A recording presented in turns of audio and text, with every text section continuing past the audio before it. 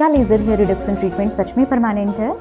क्या इस ट्रीटमेंट के कोई साइड इफेक्ट नहीं होते हैं? क्या इस ट्रीटमेंट के दौरान आपको स्किन बर्न या स्कार्स हो सकती है? क्या आपकी स्किन डार्क हो सकती है? और सबसे इम्पॉर्टेंट, क्या हेयर रिडक्शन ट्रीटमेंट लेने के बाद भी आपकी स्किन पे हेयर ग्रोथ हो सकती है? इन सभी क्वेश्चंस के आंसर जानने के लिए इस वीडियो पे मेरे साथ एंड तक बने रहे। आज मैं आपके साथ लेज़र हेयर रिडक्शन ट्रीटमेंट के डार्क साइड के बारे में बातें करने वाली हूँ। हाय फ्रेंड्स, मैं हूँ आपकी दोस्त स्निग्धा और मैं आज आपको मेरे लेज़र हेयर रिमूवल ट्रीटमेंट के एक्सपीरियंस और इससे होने वाले साइड इफेक्ट्स के बारे में बात करने वाली हूँ। And I am sure by the end of this video आप एक इन्फॉर्मेटिव डिसीजन ले पाओगे कि आपको लेज़र हेयर रिमूवल ट्रीटमेंट लेनी है या नहीं। तो जल्दी से इस वीडियो को लाइक कर दो, मेरे चैनल को सब्सक्राइब कर लो और बेल आइकन दबाना बिल्कुल ना भूलें।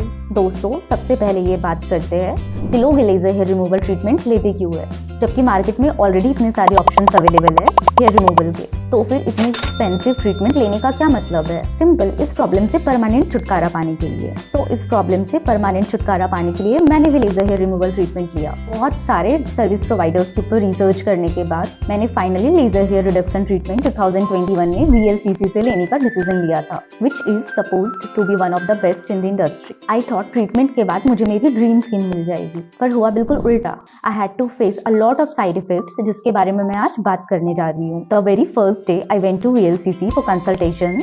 The therapist did a small patch test on my arm to check if there is any side effect of the treatment. मतलब कि क्या वो लेजर लाइट मेरी स्किन को सूट कर रहा है या नहीं, इसके लिए एक छोटा सा पैच टेस्ट किया गया। आई वॉज वेरी हैप्पी क्योंकि मेरे पैच टेस्ट का रिजल्ट अच्छा था and I didn't got any side effects of that. तो फिर मैंने आगे प्रोसीड करने का सोचा। And point to be noted here, ना ही थेरेपिस्ट ने और ना ही डॉक्टर ने मुझे इस ट्रीटमेंट से रिलेटेड किसी भी साइड इफेक्ट्स के बारे में कोई इन्फॉर्मेशन दी।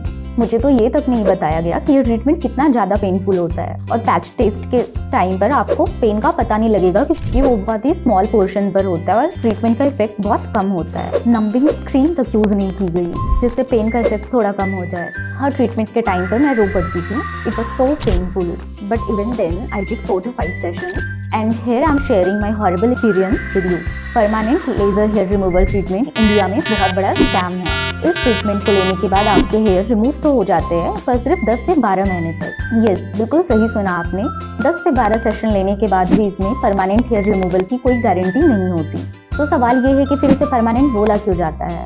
वो इसलिए ताकि हमारे जैसी भोली भाली जनता को बेवकूफ बनाया जा सके। Laser hair reduction treatment complete होने के बाद आपको हर साल में कम से कम एक बार मेंटेनेंस सेशन लेना पड़ेगा, जिसका एडिशनल कॉस्ट होता है। हर मेंटेनेंस सेशन के लिए आपको अलग से पैसे भरने पड़ेंगे। ये तो हुई कॉस्ट रिलेटेड लॉस की बात, for which I didn't have any issue, which was still fine for me.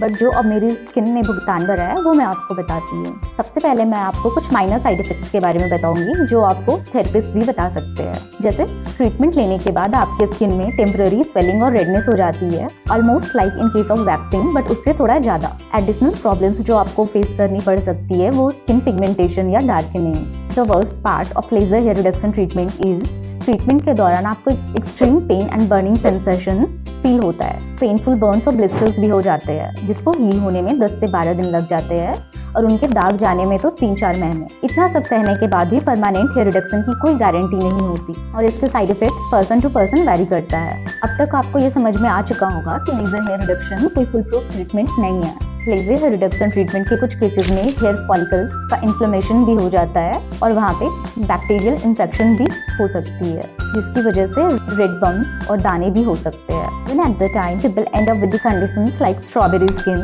या फिर chicken skin। इसका मतलब ये होता है कि आपकी स्किन पे बहुत सारे छोटे छोटे हार्ड बम्प्स हो जाते हैं, एंड इसे ठीक कराने के लिए आपको स्टीरॉइड्स या अननेसेसरी ट्रीटमेंट्स भी लेने पड़ सकते हैं। बहुत बार इनग्रोन हेयर के कारण पिंपल्स और ब्रेकआउट्स हो जाते हैं।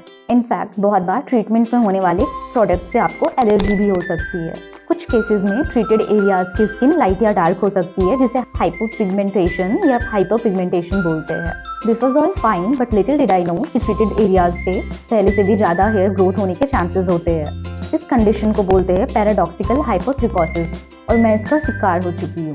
5-6 सेशन कंप्लीट होने के बाद मैंने नोटिस करा कि मेरे कुछ बॉडी पार्ट्स से पहले से भी ज़्यादा हेयर ग्रोथ होने स्टार्ट हो गए हैं, और उसके बाद मैं इस बात पे रिसर्च करना स्टार्ट की क्योंकि थेरेपिस्ट और डॉक्टर्स ने इस बात को साफ मना कर दिया था। वो तो ऐसा ही मुझे समझाने में लगे रहे कि नहीं आपके तो ये हेयर्स पहले से ही ऐसे थे। थोड़ा रिसर्च करने के बाद मुझे पता चला कि पैराडॉक्सिकल हाइपोट्रिकोसिस कंडीशन ऑलमोस्ट इनक्यूरेबल है और अब शायद मुझे इसी कंडीशन के साथ जीना पड़ेगा। हो सकता है इनिशियली ये ट्रीटमेंट आपको सूट करे, लेकिन कुछ केसेस में लाइक प्रेगनेंसी, मेनोपॉज या पीसीओएस में वापस से हेयर ग्रोथ होने के चांसेस होते हैं और इन सब केसेस में आप ट्रीटमेंट सेंटर से मदद की कोई उम्मीद मत रखिएगा।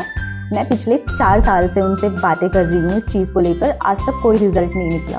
कोई भी डर्मा क्लिनिक आपसे पहले से ही कॉन्सेंट फॉर्म पे सिग्नेचर करा लेती हैं, जिससे आप उनके ऊपर कोई भी लीगल एक्शन नहीं ले सकते हो। इसलिए मेरी मानो तो इतना एडिशनल मेंटल स्ट्रेस लेने से अच्छा है कि आप वैक्सिंग ही करा लो। अगर स्टिल आपको परमानेंट हेयर रिमूवल कराना है तो आप इलेक्ट्रोलाइसिस हेयर रिमूवल ट्रीटमेंट भी ले सकते हो, जिसका रिजल्ट परमानेंट होता है as compare to laser hair reduction treatment. इसलिए मेरी मानो तो इतना एडिशनल मेंटल स्ट्रेस लेने से अच्छा है कि आप वैक्सिंग ही करा लिया करो, क्योंकि permanent laser hair reduction treatment में परमानेंट वर्ड की ऑथेंटिसिटी उतनी ही है जितनी कोविड में दिए गए वैक्सीन की थी। अगर फिर भी आपको परमानेंट हेयर रिमूवल कराना है तो आप इलेक्ट्रोलाइसिस हेयर रिमूवल ट्रीटमेंट ले सकते हो, जो इस लेजर हेयर रिडक्शन ट्रीटमेंट से 100 टाइम्स बेटर है। आई विश जो रिसर्च मैंने अभी की है ये बातें मुझे किसी और ने बताई होती।